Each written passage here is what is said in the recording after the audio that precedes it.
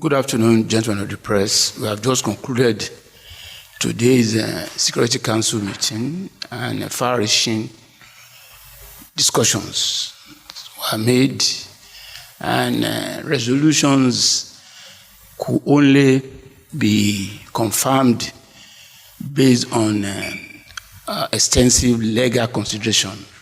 It is in that regard and for that purpose that the Attorney General of the Federation is here to give us a briefing and the developments that will come out of extensive legal consideration. I thank you.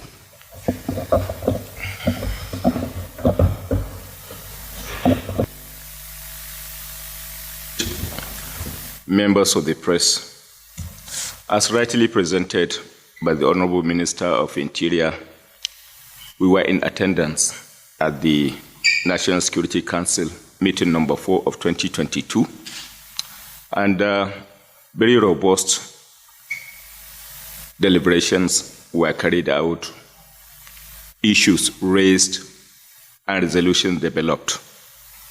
But fundamentally, the major resolutions, or perhaps the major issues that were deliberated upon, were the issues that borders one on the logistics being used by the terrorists, the Boko Haram, the bandits, among others, in the act of executing their unfortunate acts of terrorism, terrorizing the country.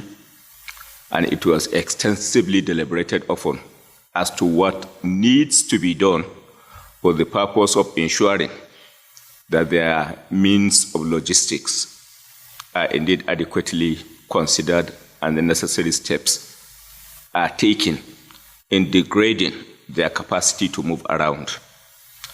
So discussions were carried out, deliberations made, and sizable resolutions in that direction were equally developed. The government will look into that possibility with particular regard to restrictions on use and distribution of motorcycles, among others, which is the most conventional means, logistical means being deployed by terrorists. Again, issues of funding of the terrorism and terrorist acts were equally discussed, deliberated upon, and considered. As you rightly know, recently, the government, under the leadership of President Muhammadu Buhari, had indeed passed certain laws or assented to certain bills, inclusive of the Money Laundering Prevention and Prohibition Act, among others. With the passage of that law, or assenting thereto, the conventional means of terrorist financing and funding was substantially and drastically addressed, and that led to forensic analysis and identification of certain personalities that were in one way or the other alleged to have been connected with terrorist funding and financing. But then new innovations were brought into the terrorist funding and financing, inclusive of the use of mineral resources, the mining, for example, among others, and indeed ransom, which is conventionally been taken by the terrorists, and then the need arises to now look into those frontiers that are being considered by the terrorists for the purpose of addressing them accordingly. So a resolution was equally developed on the need to address promptly, attack, and ensure at the end of the day that other considerations be put in place by terrorists in terms of funding their activities are equally addressed. And with that in mind, the government is looking at what measures to take in terms of addressing, bridging, and blocking associated source of funding, including payment for ransom, and indeed the mining activities, and the possibility or otherwise of suspending for the time being mining activities are being considered as well by the government. Again, other than logistics and funding, mining, other considerations were equally put in place on table for consideration of the Council with particular regard to the unfortunate incidents of correctional service attack, and equally, there were anticipated resolutions arising from the consequences associated with dereliction of duty. So the essence of this press briefing is simply to give you an insight as to the issues that have been deliberated, as to the likely resolutions being anticipated, while the government is looking into the possibilities of addressing those issues as canvassed. Issues associated with logistics of terrorists and bandits, issues associated with blockage of the funding, the source of funding, issues associated with the likely possibility of general suspension of mining activities, if indeed it is established, a nexus and connection is indeed established, and then the issues associated with consequences for dereliction of duty, if indeed any is established, arising from the report being expected and anticipated relating to the Kuje Correctional Center incident of the consequential break thereof. Thank you very much, distinguished members of the press.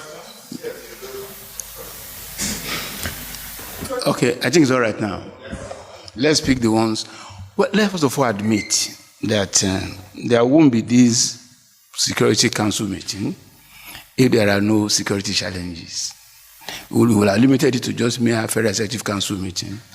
And if you recall, one was held on the 8th of July, just 2 weeks thereafter.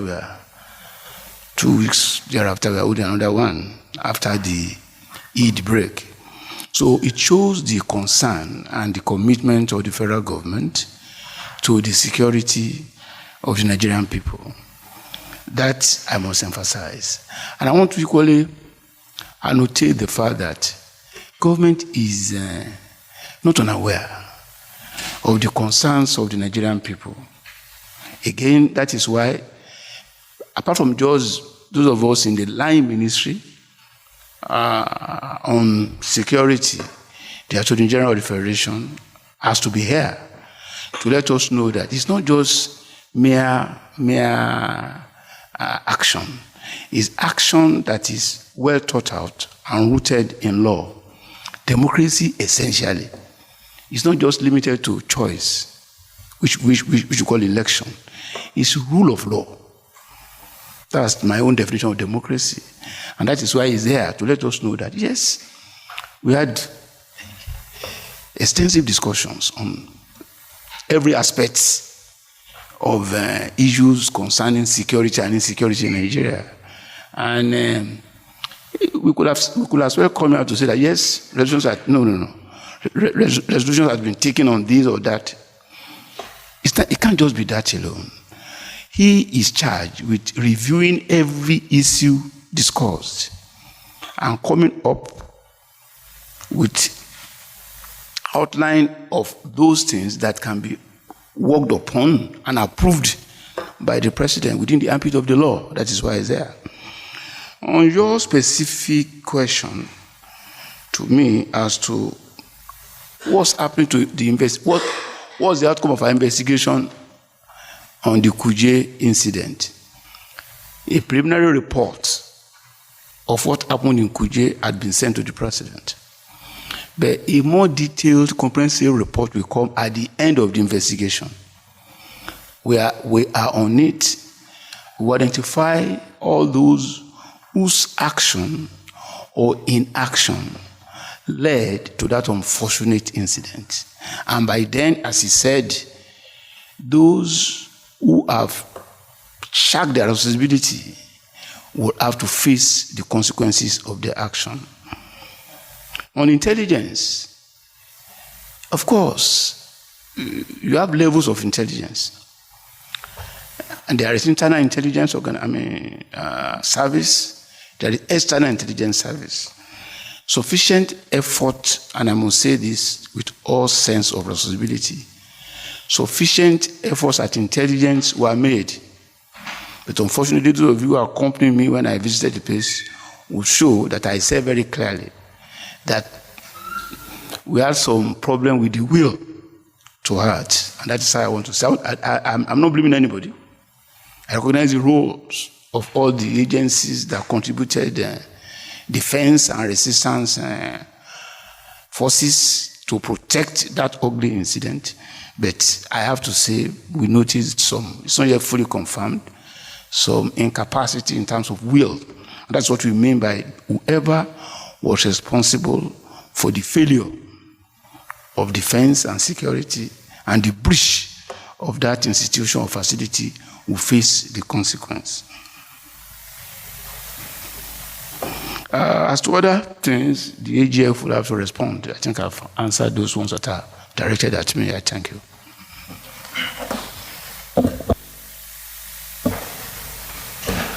Well, most of the questions were addressed by the Honorable Minister Interior. But one singular question that I find interesting, which I think I should address squarely, is the issue raised on the productivity or counterproductivity of placing a ban on certain logistical considerations associated with bringing an end or perhaps maybe taking steps over the challenges associated with the insecurity. I think the major consideration and the basis for determination of productivity or otherwise is the national interest. We are Nigerians because Nigeria as a country exists. And any issue that at the end of the day will translate to threat on the national security, corporate existence of a country requires for certain sacrifices. So regardless of the means that is being considered for perhaps a possible banning, provided what matters is a sacrifice that will see us through addressing the challenges associated, the security challenges, I think no sacrifice is too big as far as that issue is concerned.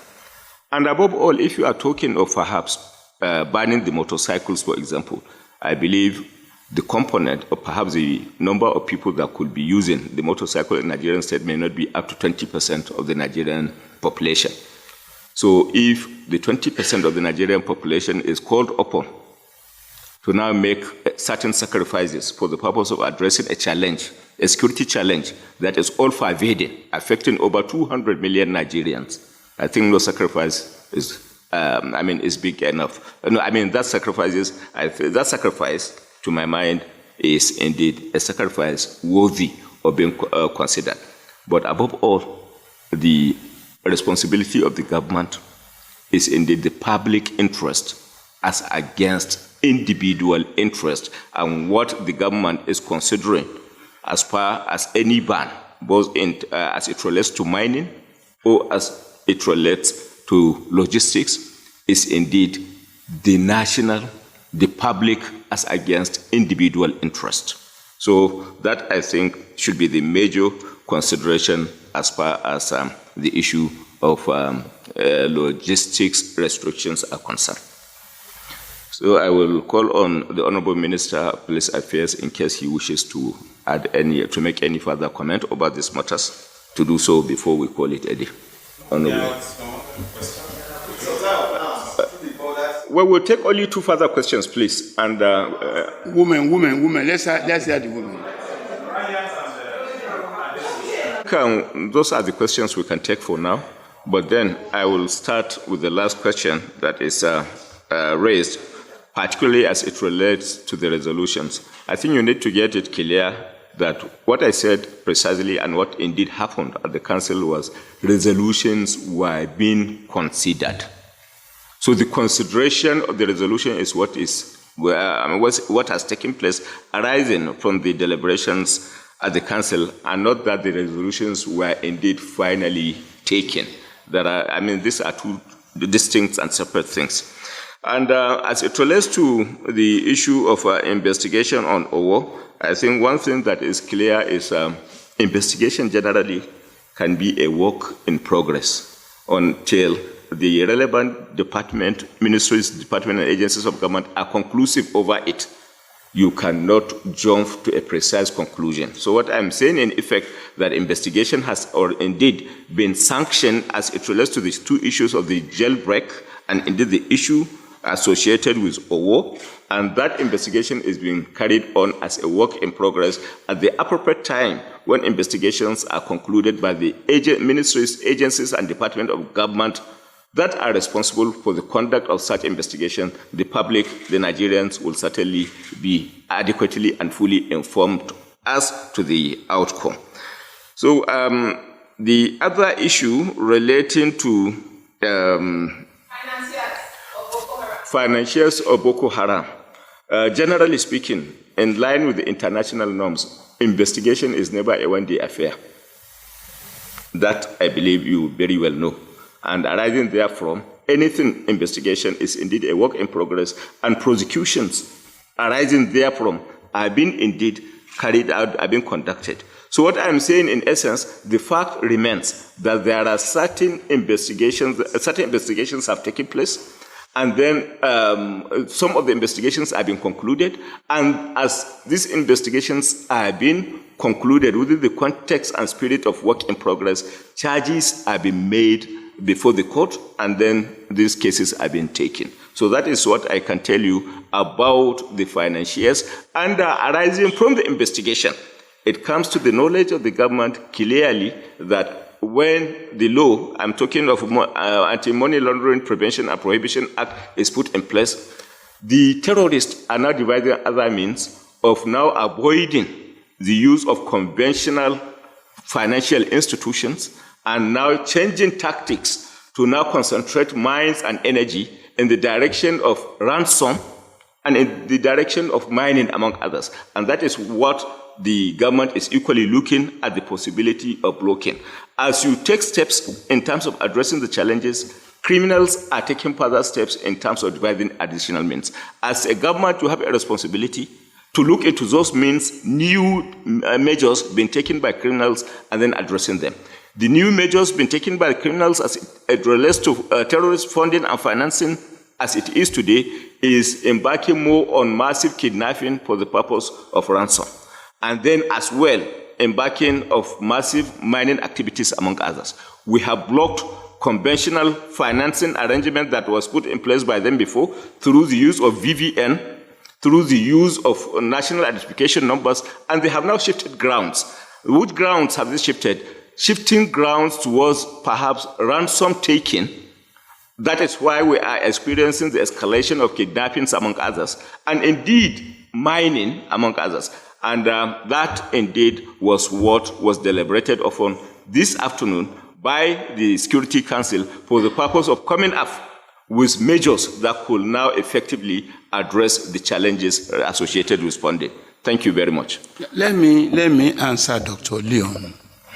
Dr. Leon, we are strengthening our borders to prevent any importation of arms and dangerous materials that can threaten the integrity and the security of the nation and the security of our people.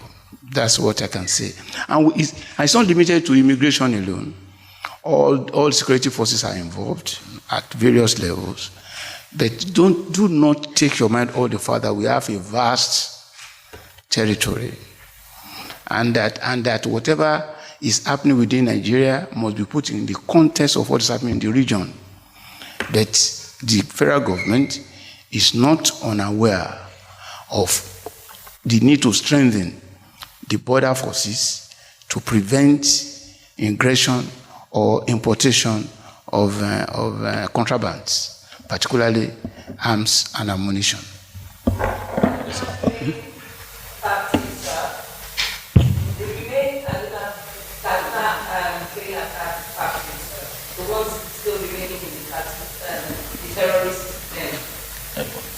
Well, we are not relenting our efforts in freeing all those who are still with these bandits. And in due time, not only those not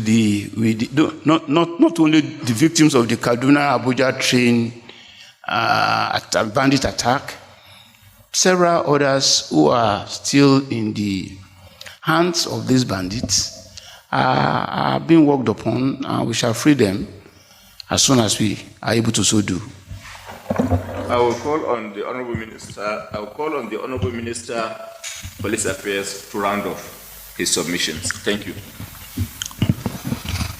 Well, ladies and gentlemen, thank you very much for giving me this opportunity. I want to, first of all, apologize for coming in very late. This is due to circumstances beyond my control.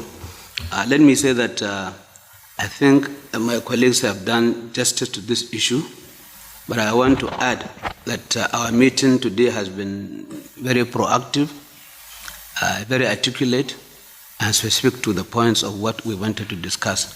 Several recommendations have been made, which I believe they must have told you, and particularly the issue of these motorcycles, the issue of mining, and several others. These are recommendations that we have agreed upon and which we are working on to ensure that we checkmate some of these loopholes. Mr. President has specifically made mention of the implication of these threats to farming in our country, and he has directed government should take all technological and administrative measures to ensure that our farmers do actually go back to their farms to ensure that we have food in this country to eat and to export. Government, the fact that we have come back here in less than 2 weeks is an indication that the government is very serious about what is happening, and we are up and doing. We are equal to the task of following up these issues to ensure that we bring them to their logical conclusion. I want to say that all the issues that they have raised are the issues that we have discussed, and I believe you must have asked questions that are supposed to be asked, and I don't expect any other question on the remarks that I have made so far, because they are just concluding remarks. Thank you very much. Okay, thank you very much for the opportunity to engage you.